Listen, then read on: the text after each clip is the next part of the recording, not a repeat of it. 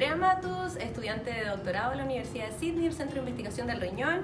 Y estoy con Nikki. Quiero contarles que ella es mujer, primero que todo madre de 3 hijos, paciente trasplantada renal desde el año 2014, investigadora del Centro de Investigación Renal de la Universidad de Sydney, haciendo un PhD sobre pacientes rurales con enfermedad renal, y fundadora del Rural Kidney Association, which is la Asociación Rural de Pacientes con Enfermedad Renal Crónica, con la finalidad de ayudar a estos pacientes y mejorar su acceso a la salud. Y la buena noticia, aparte de todo lo que les cuento, es que ella este año ganó es la mejor mujer del año nominada por el gobierno de New South Wales aquí en Sydney, Australia. I'm very, very lucky to have an amazing kidney transplant.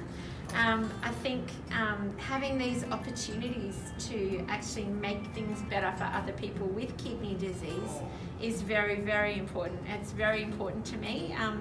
I remember being on dialysis, and I live in the country, so I'm 6 hours away from Sydney, and not knowing another person with chronic kidney disease. I'd never met people, I had no one to talk to, and so we started a support group. So all of this, all the things I do now came out of me being on peritoneal dialysis, living on a farm out of town, and not knowing anyone else with kidney disease, and feeling really lonely. Like, I felt really lonely. I couldn't talk to anyone who understood what it was like to be at home doing peritoneal dialysis and having 3 children and trying to cook and clean for everyone else when I felt very unwell.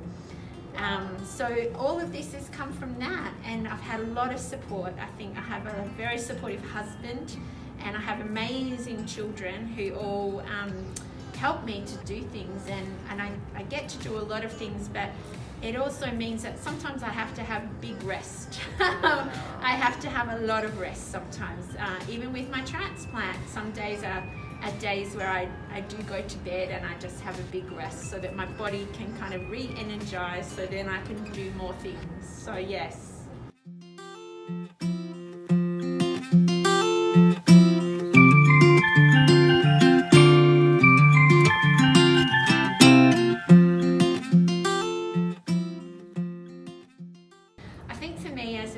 Living in the country, I felt a lot of the services were there for people who lived in the big cities, but in the country where you may or may not have a dialysis unit, certainly there's no transplant unit, it's much trickier for people. I was very lucky because I was a physiotherapist prior to having all of these issues, and I knew how to access the health system. A lot of people don't understand how to get a good doctor, how to have a good dietitian, having good nurses around you. So for me, I was lucky. So I decided that I wanted to work to make things easier for people to access things so they could feel better too. And it costs a lot of money from the country to go to the city for treatments and for transplants. And so we like to fundraise to try and support people who struggle financially to do that sort of stuff. So yeah, so for me it's probably, I have a passion for people in country areas. I think they don't necessarily have the same kind of standard of care that people in the city do. So very passionate about rural patients having a better access to care.